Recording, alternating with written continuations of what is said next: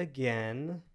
Welcome, everyone who is watching us right now live, whether you're watching or listening live or after the fact on YouTube, Facebook, wherever it is. We're glad to be back.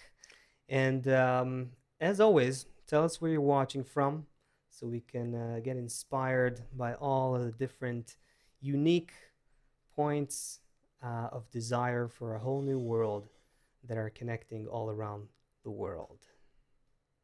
Saf, Hey, Seth. we don't know how to reach true love.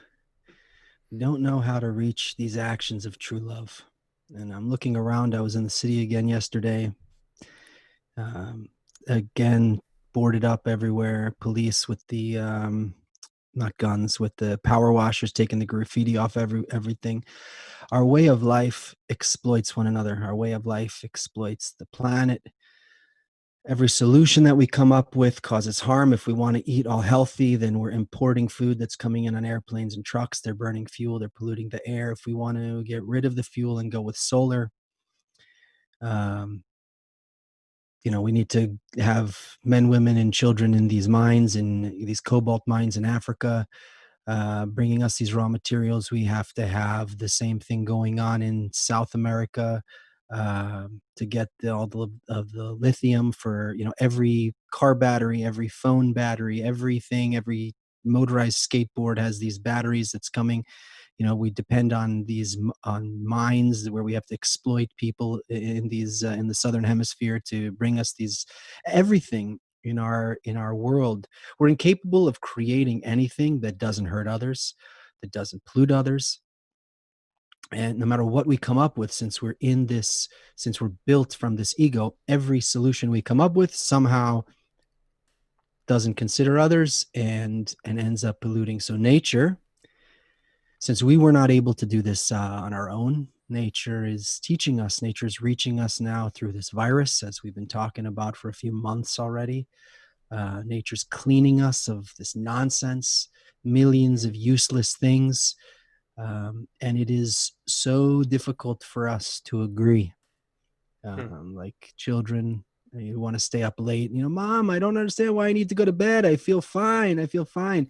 And any of these politicians that are jumping up and down and saying they have a solution, for sure, they don't have a solution, and I don't know what they're saying to each other in the back rooms, but At what night. we could at night, but what they're saying on the news, um, for sure, we can see they don't have a solution for us. And Mm-hmm. now nature is giving us these special exercises, and we can't try and adapt nature to us. We're gonna defeat it. We're gonna come up with an injection. We're gonna do all these things to manage something that has infinite number. I mean, if there's trillion synapses going in our brain, how many synapses are going in the universe? It's impossible for Mm-hmm. us to adapt nature to us, and instead we're entering a new world, this new behavior of nature. We landed in like a Jurassic Park, or like in some new kind of world, and there's different creatures. It's a different way. There's new rules,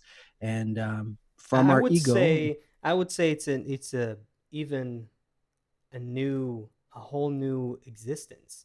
It's a whole new. It's not just a new place. I mean, you're first of all, you're right. You're right. It feels like we're in a new place. It's funny. I spoke to my kid, my son. He's about eight and a half years old, and the house he grew up in. We moved to a new place when he was like 3 or 4, something like that. So he had a good recollection, a good memory of what it's like, what it was like to be in the in their other place he was in, the first home of his life. And so even to this day, you know, he has a very sweet memory of it, even though it was much smaller. We didn't have a backyard. He didn't have his own room, um, and yet it's hard for him to kind of detach from what he had, and it took a while to become familiarized with the new place. And so I think that's kind of it. We're not just in a new place. We are no longer children. It's like we need to let go of being children in a sense. So it's the place is changing, the time is changing, but we are changing also. And we really, growing up, you don't really know what you're going through when you grow up, do you?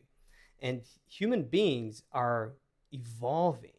We are demanded by nature to grow out of our sense of separation from the rest of nature and from each other, to grow I have out of the human teenagers. ego. Yeah.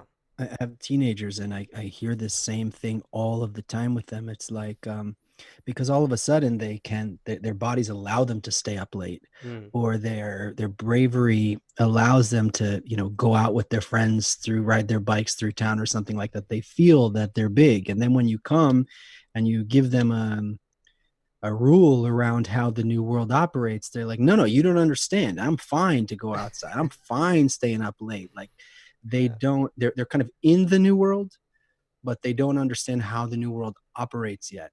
And this is where we find ourselves. We're still taking the feelings and the tools from the old world, but where we're going now in the near future, we are going to all need to go through big changes in our perception of the reality that we're in. We're going to realize where the virus is taking us, realize what's going on in the economy, realize what's going on in the natural environment, and we're going to have to rearrange everything. We're going to have to create systems that take care of everyone so that everyone has at least the essentials. And the economy is really the big thing. The economy is probably the area where change is most urgent and most fundamental, most drastic and dramatic that is going to happen. There's so many questions, Seth, so many questions that are now starting to rise up in people's minds, in leaders' minds, in economists' minds. What's going to happen, if COVID now comes back big time and paralyzes our economies, which already took a hit? That if we thought, things are okay, we had a few months of lockdown, now everything goes back to normal, numbers show that this isn't the case. There's You go so, outside and yeah. you go outside in Manhattan now, and all of the restaurants have chairs out in the street, literally on the sidewalk or on the street. They put up barricades, and people can eat outside. But what are you going to do in December when it's snowing outside and it's 0 Celsius, or it's 30 degrees here Fahrenheit? Um, and there's this feeling in the air. People, it's like it's some cognitive dissonance, because on the one hand people are trying to kind of behave normal-ish, but everybody feels that it's but nobody Yeah. knows what's next. And Yeah. that's what we're doing here. That's the purpose of this show. That's what we're talking about. Everything we just set up now, that's where we are. But we're not just little kids. We already understand. We already can see what is happening, where it's going. And let's talk for a minute about where we're going to go on the show today, because this is very we're exciting, and it's going to be very new for our viewers to hear this kind of perspective. yeah, so we have, in a few minutes, we're going to be joined by someone who can help us really shed light on not just what is happening right now, but where does it need to go in the economic sphere of the global economic situation of human society. What's happening right now, and where does it need to go from the point of view of nature's laws as explained by the wisdom of Kabbalah? We're going to have in a few moments with us Ronen Avigdor, who is not just a great friend, but he's also professionally like a financial planner and a financial expert, um, and was a CEO of probably the most major insurance company in Israel in the past. And he's also in parallel to that, the editor of The Benefits of the New Economy, which is a book that outlines sort of like the economic ideas that are derived from the wisdom of Kabbalah with regards to where humanity needs to go in this great transition that we're undergoing right now. And he's also hosting a very unique kind of economic commentary show together with Kabbalist Dr. Michael Lightman.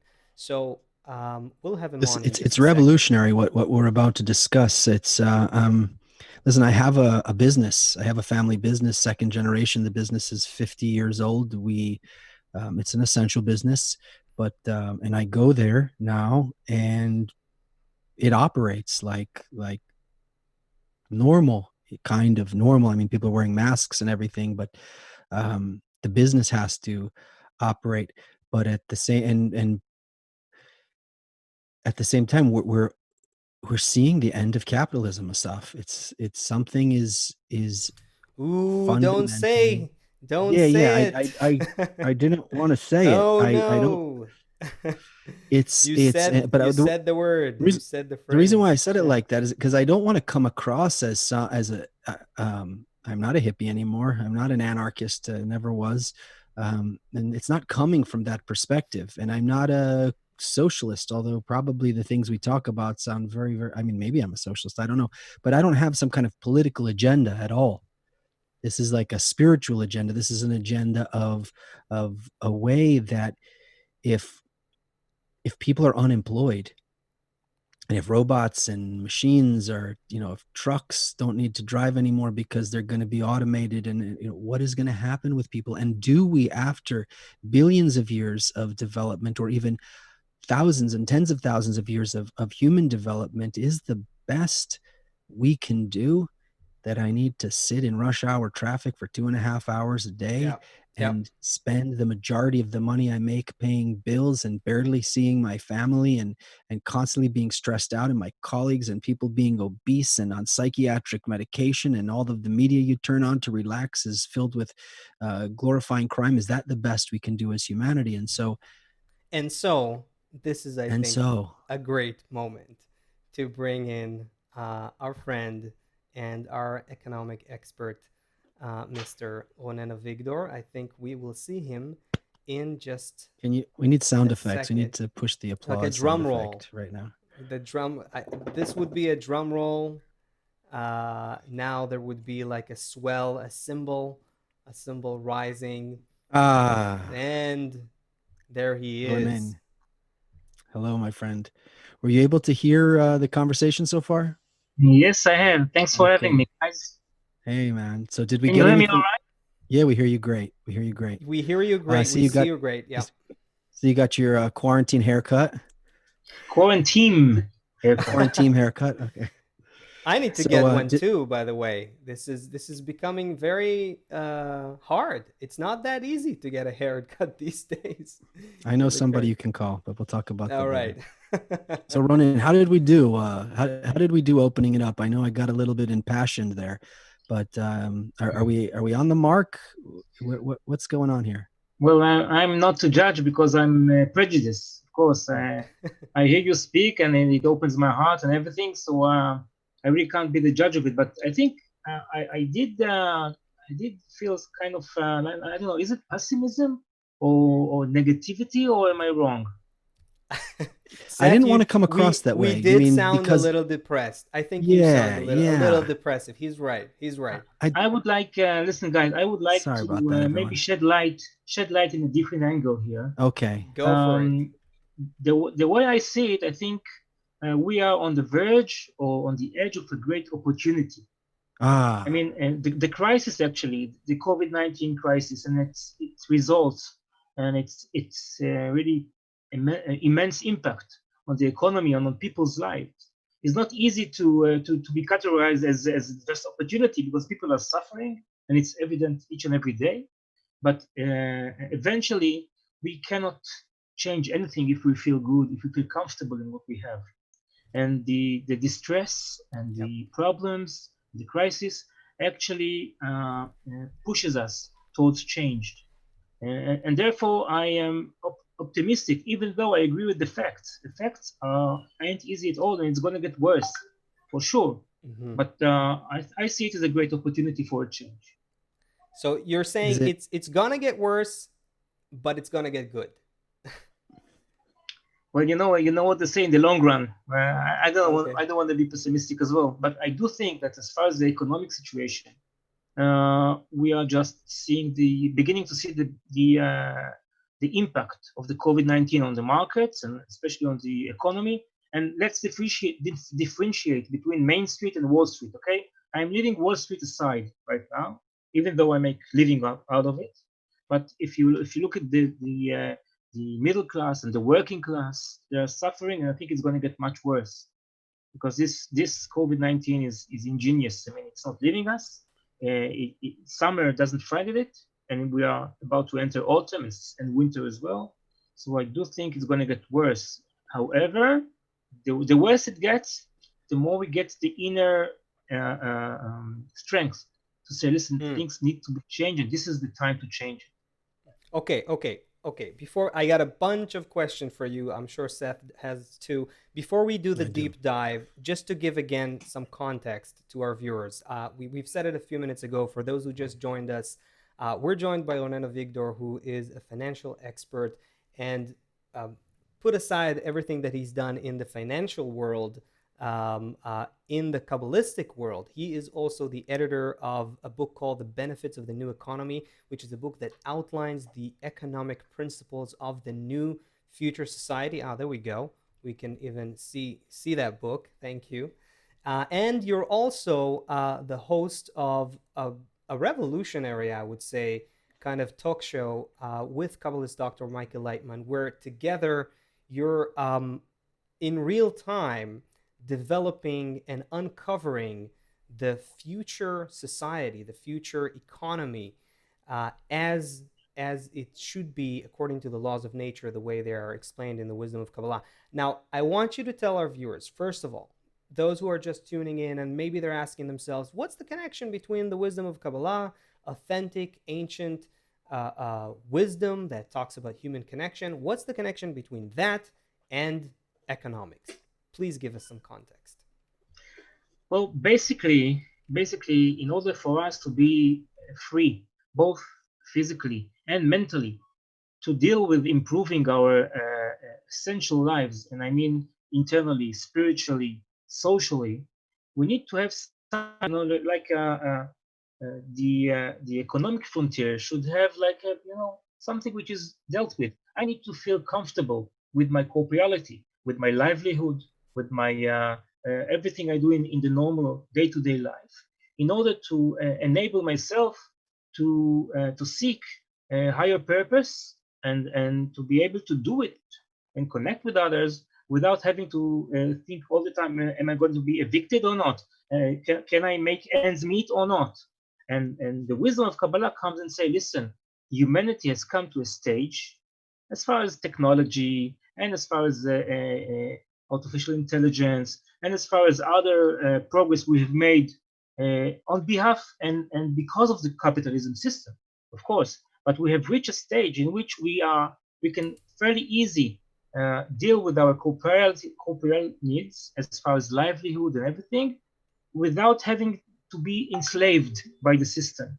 Because right now, instead of creating an economic system which serves us and serves a higher purpose, we're actually, I feel like a slave to the current economic system.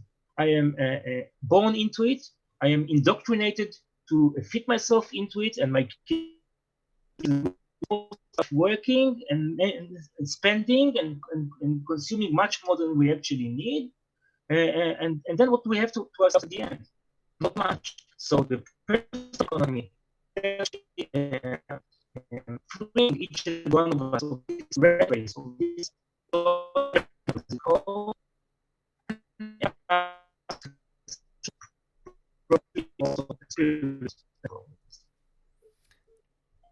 Ronan, we didn't get like the last few sentences. You were a little breaking up. Can you just Mm. say again the Yeah. last? Yeah, there we Okay. go. What is the last thing you heard?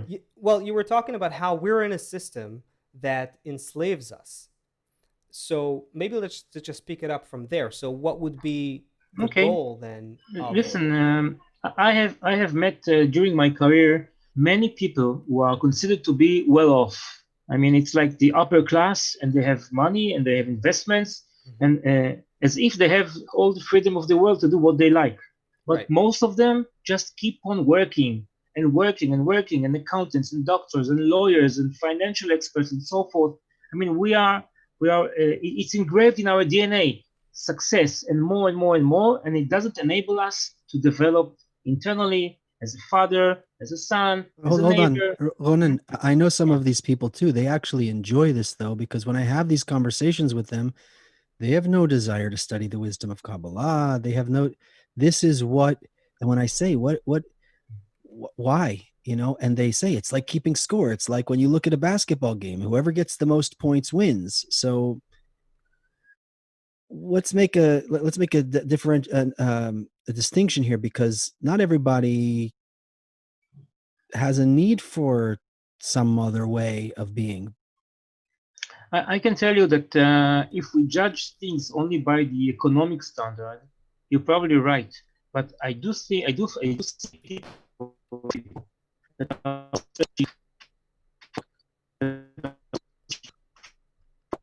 that money isn't able to buy. I mean, we used to idolize our the richest people and the most successful people. Now it's slowly and becoming hatred and envy, and not in the envy and hatred. This is something that people's respect, it cannot be bought with money. You need to earn it. So you have like the philanthropic and his accompanied billionaires and so forth. But again, it's money buying respect. And what we are trying to say is actually that there is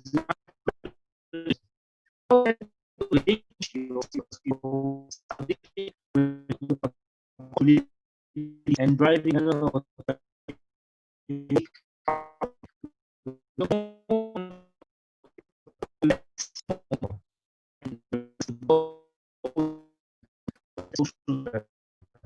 great reward in the end. Okay. I'm not sure if it's just on my side. Are we getting a little bit of a connection issue, everyone? Yeah, I think we're unfortunately, Ronen, we get you're breaking up. Your sound is breaking up a little bit. Let's see if we can My mic is like right here. I'm holding it right It's now not in it's my now not the it's hand. mic. great. Now it's great. Okay. I'll keep Um, on holding it in my hand. It's I fine. I hope it get better. now it's Okay. fine. Let's hope it doesn't go back. So Okay, so it's Okay. anyway, it's creating drama in yeah, the story here. So Yeah. so we have a situation here, because if so first of all, it seems like we're headed towards then just complete chaos and meltdown, because how are we going to go from a system where I want something, I go to the store and get it, or even my days are filled with working, and now 40% of the people are not going to be able to go to work, and how am I going to get money for what I need? So instead of just talking from some high spiritual level about some spiritual state, can you talk to us about boots on the ground? What does it mean? What is this life going to look like, and how do we prepare? What do we think about? Well, you know what? I think that basically the different parts of this new economy are already in existence. What needs to happen is us changing our consciousness, and hmm, us willing to accept the change. Because, for instance, an integral part of the new system is like it's called universal basic income. okay, Okay, now universal basic income has been around as an idea for decades now. It has also been experimented in various parts of the world, Western and Africa and other places as well. However, people right now are speaking about the universal basic income as a mean to maintain the current economic system. So let's give the people money so they can have enough money to go to the stores and buy and consume, and therefore keep up with the growth rates and so forth. But there is actually a different use to this universal basic income. Let's imagine a system in which each and every one of us gets enough either money or products and services. Really doesn't matter. That will enable each and every one of us to maintain a normal standard of living. Normal, I mean, if you live in Manhattan, that's the normal. If you live in Wisconsin, that's the normal. If you live in Africa, that's the normal. But you get a normal, you get the opportunity to live in a normal standard of living without having to work for it. But you know what happens to people that have ample time, too many time, all the free time in the world? What happens to them, guys? They get bored, Get into or trouble. they get into trouble. Yeah, boredom, I guess, Basically, yes. leads to trouble. Yeah, Yes. and Boredom. ineffective action, and maybe My even six harmful action. Yeah. my 16-year-old constantly tells me that I don't know what I'm talking about and that this is utopian and this will never happen. Well, there's a new book called Utopia for Realists. It was written by a Dutch historian. He's a very interesting guy. He was the guy that sat in the Davos convention a couple of months ago. You know, with all the rich guys from all over the world watching him. They said we need to have Texas, Texas, Texas. He doesn't mean the state of Texas, yes, but of course to have some kind of capital tax and gain tax for the rich to pay more than their current share right now. So this is the guy who wrote a book called Utopia for Realists. And also there are many guys without any connection to the wisdom of Kabbalah that are seriously talking about the next stage. The next stage, what comes after the capitalism? Oh, okay. Because capitalism, sorry. Yeah. No, go ahead. Sorry, I have a Okay, burning question. so there's a guy called Paul Mason. He wrote a book about the end of capitalism. That's the name of the book, The End of Capitalism. And again, he says it's time to be utopian. When is the time to be utopian? Right now, because the current system we are using, we were born into, isn't serving all of us. It's serving just a small minority, a very small minority, which having a blast, and the rest of us are struggling. And this needs to change. Did you tie this into the wisdom of Kabbalah yet? I didn't hear how that happened. I think yes, because the question is, what is the purpose of this new system? Let's say we are able to maintain a system which will provide each and every one of us the bare necessities and even more in a normal standard of living. Okay, and then we have ample time. What do we do with our time? And here the wisdom of Kabbalah is very unique. It says, listen, you want to have this scholarship, you want to get this universal basic income, and go, good. But you need to participate in a great social experiment, educational social experiment, which will enable each and every one of us to evolve and to adapt to the new integral global world we're living in. Because right now we are not in any kind of I'm lacking words. Right now we live the current zero-sum game rules, and this new world requires exactly the opposite of a zero-sum game rules, and this needs to be learned, not for a day or two, for the rest of your life actually. Okay. There's like so many questions. I want to take it to, but first of all, maybe let's just Seth. Let's give Ronen here and everyone a feeling of who's with us.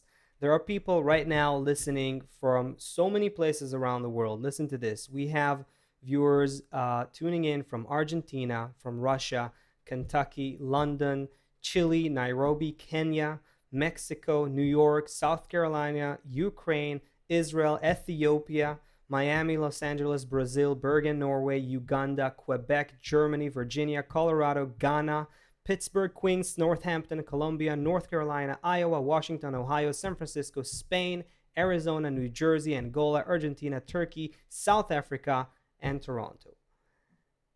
Amazing. Tell these people, people who are living in very different places, but everyone can feel what we're talking about. Convince us that this is realistic. That the problem with it sounds it's like it's so hard to think of a post-capitalistic world.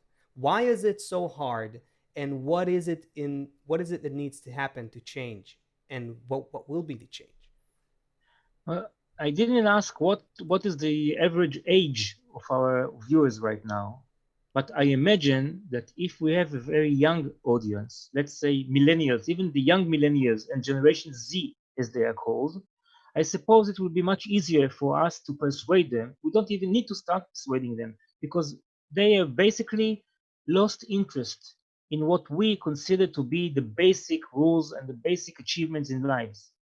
We are actually witnessing a generation that was born not into the golden age of capitalism, but was born into the deteriorating and neoliberalism, capitalism, which and this generation feels totally lost.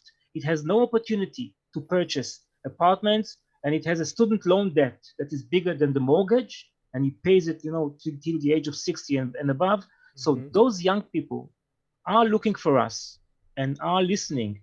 I think that Greta, when she talked about, in the UN, she said, listen, we'll be watching you. I don't necessarily agree with her views, but she's a great representative of a new generation which expects more than just being living in a world that enslaves us as far as work and debt and no hope in the future. So if I'm leaving this generation aside, by the way, millennials are probably right now the largest generation in the workforce. So it's not like a negligible phenomenon. Mm-hmm. Something which is in the near future will impact tremendously politics and economics and environmental issues and everything. Okay, but if we leave aside this young generation, and I'm reacting to Seth's question right now, persuade us. You're right. We need to persuade, and the best way to persuade is understanding our internal DNA. We are all looking for pleasures and profits. That's who we Good. are. I No need agree to with that. deny Agree. it. How did you Agreed. know? I'm just looking at the mirror. I'm just looking in the mirror. That's myself. So that's why the book is called Benefits of the New Economy. We have no time here, but I have been speaking with Dr. Michael Lightman as well in the programs we are taping with him, and there is an English translation live about the benefits Yeah, of the new economy. we'll get the link to the Everything book. We're going to put everything the is link going to to the. be much cheaper. Everything is going to be much available. You're going to have more free time. You're going to have, instead of capital working against you, you're going to have a capital working for you, and you're going to be even much healthier because we are right now living in stress. Now, stress is a natural reaction to a life that is under risk, but it's supposed to last for a couple of minutes. Okay, but Mm-hmm. if you're living 24/7 in stress, then you get cancer and blood pressure and strokes and obesity and so forth. So, I mean, in each and every angle, it's going to be better. It's very easy to persuade you. Question is, how is it done?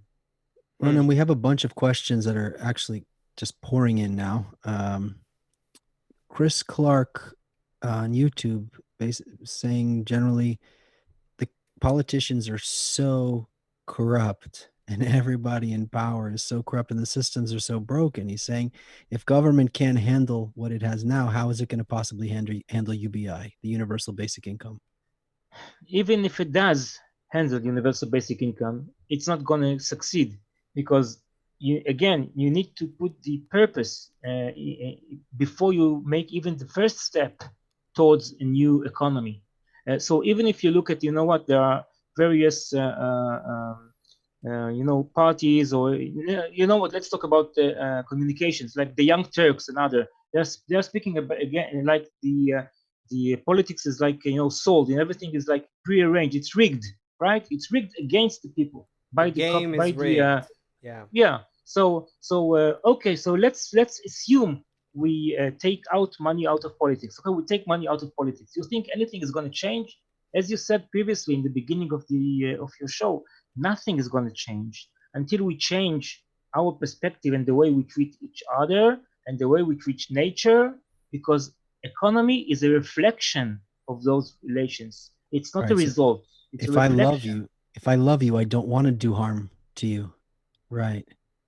Um. Yeah, Heather, that's one example which is both romantic and true. But let's for instance take it to another level.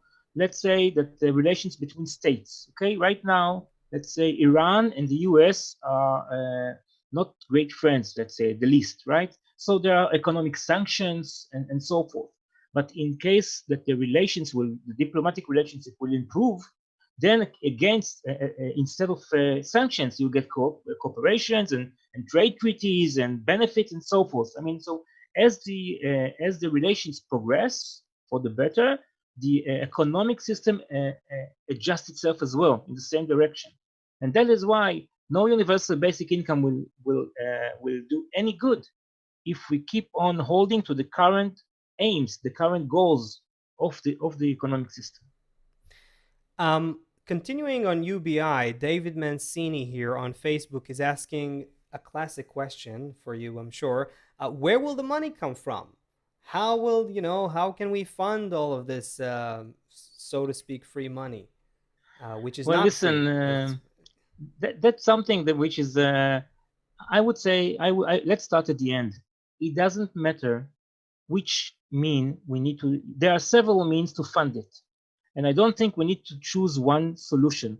We need to let's just assume that we'll combine some of the obvious solutions right now, and together they are more than enough to fund this social initiative. For instance, there are several ideas about taxation of the robots itself, of the machines. I mean, the guy who owns the robots should pay more taxes. And there are ideas that maybe we will abolish the current welfare system, which is ineffective and isn't doing its job, and save the salaries and all the expenditures that government officials are actually consuming, and let's pay directly to the American people, just like it was done now by the $1,200 right. dollars that each and every guy got, and so forth. And there are various other ideas about funding it, maybe wealth tax or real estate tax. I mean, look at Elizabeth Warren's idea and Andrew Young's idea. I mean, there are many ideas for taxation as well, but there's no need to choose right now how to do it. It can be done by a combination of those two. There is no real desire to change anything, and therefore we are stuck with how can we fund it? How can we fund it? There's always a way to fund it. How did the U.S. Funded the trillions of dollars Right. it's just spent on corporations and wealthy families in the last 3 years? Yeah, There isn't. we have They to keep funded. we have to keep remembering who we are. This is not just a financial show. This is not just a show about the news. We're talking about the wisdom of Kabbalah. We're talking about this force called nature. We're talking about this virus now that's here that is changing. It's not just, how are we going to clean the environment? It's going to take this many billions and this many trillions, and we're going to have to, carbon taxes and this, and then the airline's going to actually continue to burn gas, but they're going to trade their carbon credits with someone, buy their carbon credits. So it looks like it's just no mess. No virus comes, everybody go home, all of a sudden the air is clean. So we also have to keep in mind, and all the questions I see that keep coming in, keep in mind that how we opened. I understand maybe I sounded a little negative when we opened the show, but I was trying to paint this picture that no matter what we try and come up with from the ego, it's going to be corrupted, and it's going to be problematic, and we have been unsuccessful to do anything outside of our ego. So comes this virus now, this hand of nature that will help organize things in ways that we have to remember that we have this partner in nature. We're not just here by ourselves, just dropped in the middle of nowhere. We're part of a bigger process. By the way, just what you just said is very important, because otherwise people might think that we are actually either progressives to the left, or maybe even on the contrary, like extremes to the right. But actually, we are neither that nor that, because this sequence, and not even in the middle, because we are in a different plane at all. Because this plane that you have the left and you have the right, and which is in the middle, it's an egoistic program which operates the system. And the wisdom of Kabbalah is actually talking about what you just say. getting out of this egoistic nature, or actually use the ego, not destroy it, but use the ego in a positive and a totally different way than we use it right now. And then the result will be a totally different economy as well. And So unless we do this change, yes, Seth. so from the point of view of Kabbalah on economics, you're really not just talking about economics. You're not just talking about changing the financial systems and the economic systems. You're talking about a much deeper change. What is that deeper change, and how does it have to do with economics? What needs to change in order for the economy to change, according to Kabbalah? I have to change. We have to change.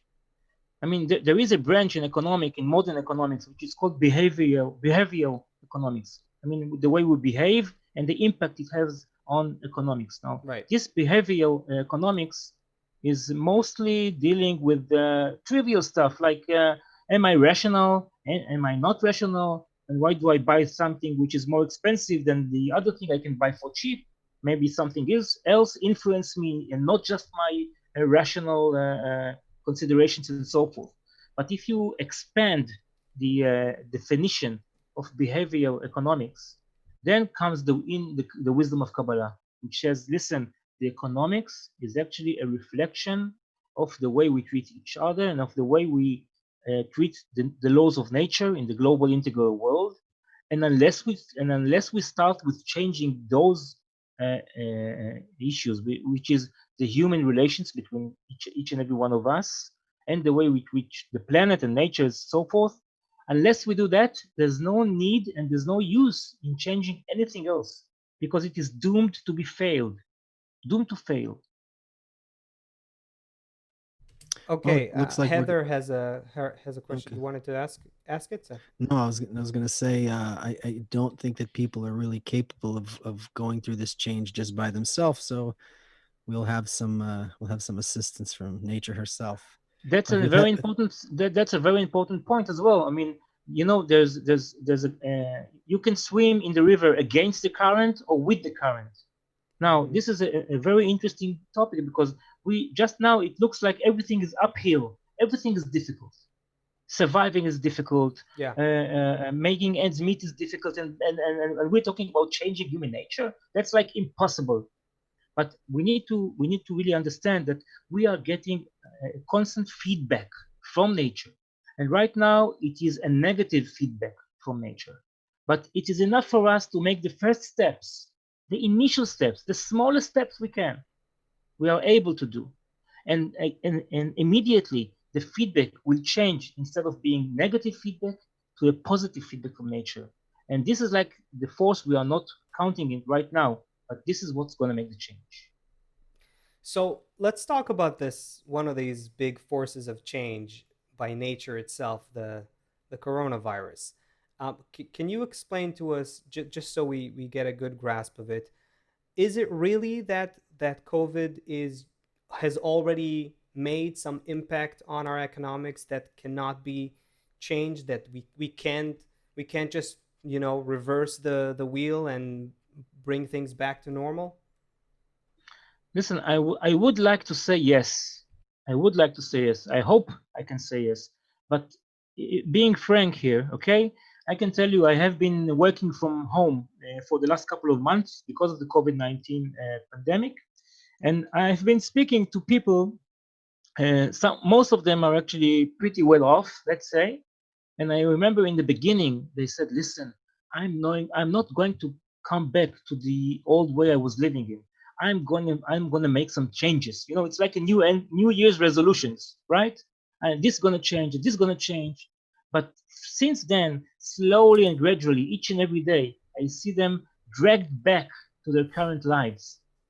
It's like it's a force. It has a strong grip over you, and Hmm. it's not easy to run from it. So there is a will. There is like an acknowledgement that things are. It's actually an opportunity to change things. However, the grasp of the current system is very, very strong on each and every one of us. That's as far as the personal level. As far as business and education system and making ends meet, there are drastic changes. Like, I don't know. Did you hear that Microsoft is closing all of its stores? all of its stores. Actually, Yeah, I and heard that one. also you can see that corporations have let people off, Yeah. and they are not hiring back in the same rate, and not even, and that they are not they even expressed that they are not going to go back to where they were, because they have discovered that there is a way to save on personnel and to be working from home without losing productivity, and therefore there are going to be massive unemployment and a crisis in the real estate as well, because you need less offices and less and everything. It's like a food chain. The food chain itself is actually much weaker than it used to be. Yeah. So there are many results here. Okay. Saf, there's a lot of questions. Go ahead. Okay. Yeah. Okay. So, did you see Heather Brown on YouTube is saying, Ronen, as a financier, how do you feel about globalization? Well, you know what? I know that right now the current talks are that actually we are moving back from globalization, and let's make America great again, and Britain is like as if leaving the European community. Britain can leave the European community, but it cannot leave Europe. It's still in Europe. Okay, so actually globalization again by itself isn't positive or negative. The question is if we use it in a positive manner or against each other. For instance, Baal Sulam, in his Dor Haron writings, he actually speaks about a reality. Last generation. Kabbalist Yes, in the Yehuda last Ashlag. generation. Yeah. Sorry. He actually speaks about a humanity which isn't divided into states. Again, without losing your unique language and unique habits and religion, it's above those actually criteria. I mean, it's like a global vision of a world which is managed like one family, which each and every one of us taking care of each other. But Ellie on YouTube is saying, but how is that possible? Because the egoistic nature always wants more and more. Again, egoistic nature is the engine that right now drives us, and as long as it drives us apart from each other, she's right. None of it is actually possible. However, if we do want the change and we start, even in small community, very small community, but we start making the effort, then we will get an assistance from nature. The positive feedback is very is an integral and very important part of understanding the wisdom of Kabbalah's approach to change. Otherwise, it's always uphill and against and impossible. So again, I wanna just I may be even just reiterating your words, but I want to make sure that we and our viewers understand this. So unlike whatever system or model that you come up with for economics, be it socialism, communism, capitalism, neoliberalism, whatever it is, what the wisdom of Kabbalah is adding here, first of all, it's none of the above. It's some sort of an integrated new model, but it's based on a change in human nature assisted by nature itself. Okay, how does this change? What is that change? Can you talk about it some more, and how does it happen in a new society? What exactly is happening with the individuals in this new society and new economy that is driving this positive feedback loop from nature? First of all, I would like to say that positive feedback is not like it's not like a spiritual phenomenon or something. We have it in our daily lives. Mm-hmm. Each and every piece of equipment you buy, whether it is a cellular phone or even a new car, it has its own rules, and if you treat it by its own rules, you get what it needs to do for you. You use it in the best way you can, and you get better service and better conditions and everything. But if you actually, just what, I'm not going to read the instructions. I'm going to do what I feel like. I'm going to drive the car the way I feel it needs to be driven. so the car breaks eventually, and it doesn't give you the service you're supposed to get. So feedback is not like something, I don't know. Oops, I don't know. I have no words, but No, feedback is it's like a not an low. abstract. It's not an abstract, Yes, ethereal thing. yes. You're saying it's very It's concrete, very real. Yeah. So right, let's right. focus it with Sabrina Grossman on Facebook says if you want to enforce physical change, especially on a large scale, you need a lot of money and all these things. And so you're saying there's another force here. Like the same thing. If we want to save the environment, we need trillions, we need billions. No, you actually need zero. Just go home. Right? Like it's a whole other way of approaching. So Sabrina says you need all this money to enforce this change, and comes the wisdom of Kabbalah and says once you get in the flow, instead of flowing against the river, if you flow along with the river, and then you start getting this positive feedback from the system. I wish we could I feel like we're right at the wall on this here. I want to crack it open because we don't think, and we don't take into consideration this force that's moving humanity forwards But that I we would like to say to Sabrina that she's right in a way that we need to emphasize here to all our viewers that the wisdom of Kabbalah is both, deals with the upper worlds and so forth, with spiritual development, but it has two legs on the ground, boots on the ground, as you said before. I mean, the future model of economics is not people that are, living like in the upper worlds and they are clueless about making ends meet, about management, about how to actually maintain a working modern society which has all the basic needs and more. No, you have to do both as well. I mean, the futuristic economic model by the wisdom of Kabbalah is by no means something which is detached from reality, from the corporeal reality. On the contrary, we will make sure that the best technology is here for all of us and doesn't kept with the patents and and so forth. We will make sure that every resource is actually distributed and is put into good use and not becomes scarce because the interests are interested in keeping it scarce because they want to keep the price high and so forth. So Kabbalistics are very realistic people as well. how do the Kabbalists explain that we'll be able to be fulfilled in the new world? Because if I invent some some drug and I can get $500 per pill, why would I sell it for $20 a pill? So how are we going to all change so that everybody feels fulfilled in this new world? What is And let me what add to it. You promised us pleasure and profits. So pay up, my friend? Listen, guys, you heard of the opioid crisis, opioid epidemic? yeah.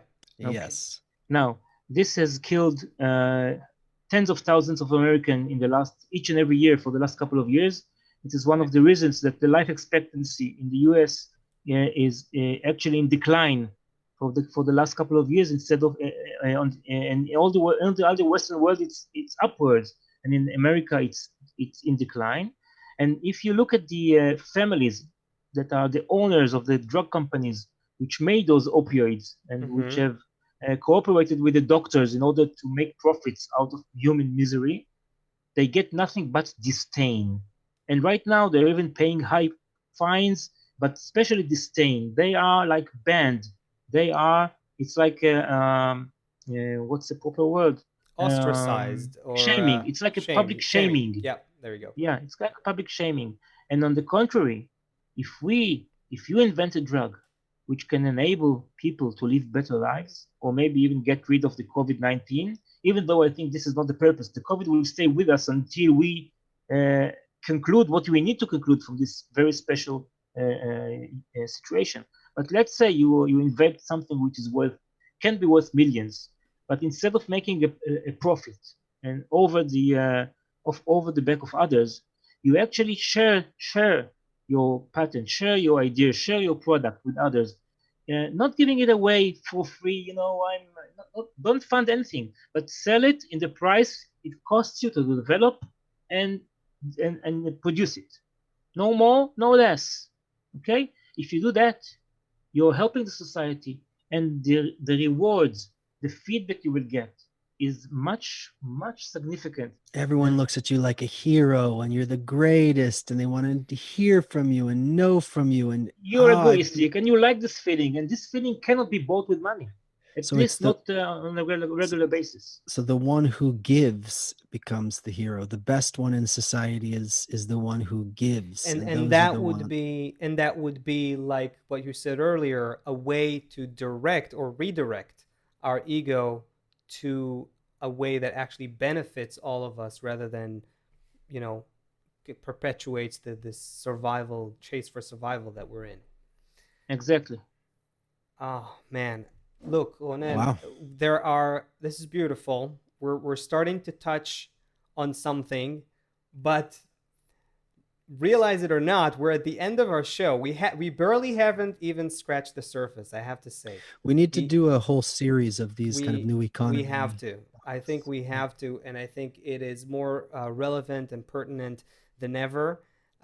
We are seeing all your questions, guys, here on YouTube and Facebook. Guys and gals, thank you for all these questions. We will collect them somehow. We will let you know when Ronen is coming back here again. We'll do it soon, probably.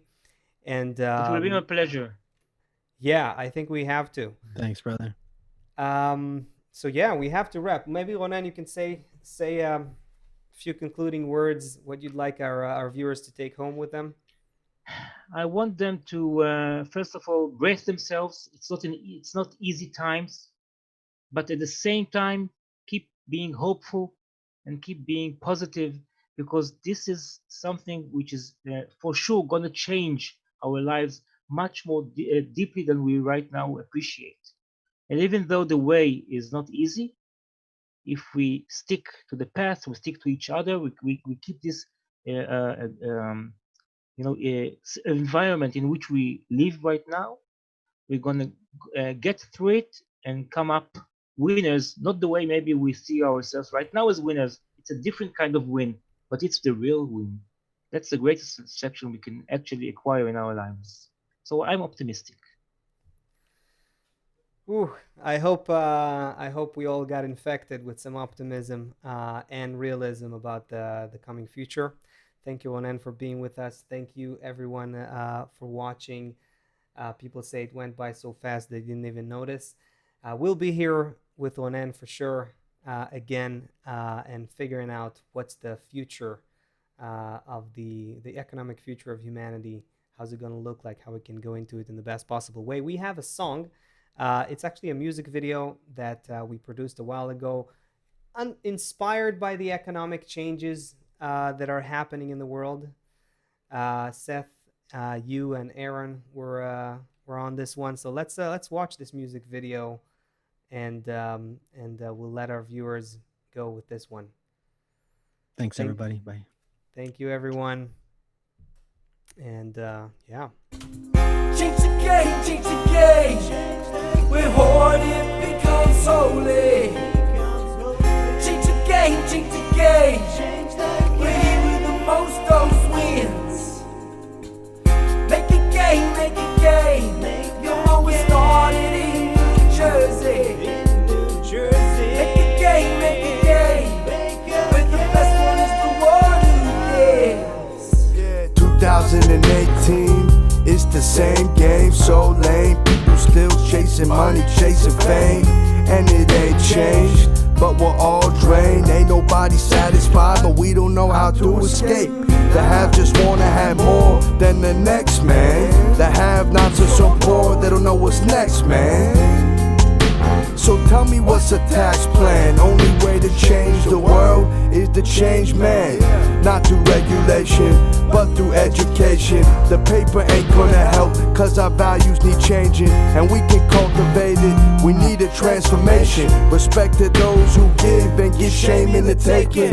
Respect to the builders of good human relations. Change won't trickle down, only we can save us. It's a new day, The whole game is changing. We'll start it in Jersey, and we gonna make it. Oh, can it trickle down? Can it trickle down, down? Trickle down. Can the people unite below? Can the love come from the ground? Oh, can it trickle down? Can it trickle down, down? It's gotta trickle down. Can the people unite below? Can the love come from the ground? And I hate to say it, but if we change places, you find me playing the same game the tycoons are playing. The point that I'm making, the problems in our nature, I don't care who I take from long as I'm gaining. And I'll tell you more, the terms rich and poor ain't about the amount of things you can afford. After necessities, it's all about social status. For us, money is God, and we worship who has it. And I hope we'll see the game's all rigged. If we can turn it around, then everybody can win. Cause we cannot be fulfilled, no matter how much we get. We just want more than the rest. We want the others' respect. But we can redefine success. What we call more and what we call less. We'll all win when we learn to connect. So let's make a new game. The one who gives is the best. Change the game, change the game. Where hoarding becomes holy. Change the game. Where he with the most those wins. Make a game. Come on, we started in New Jersey. Make a game. Where the best one is the one who gives.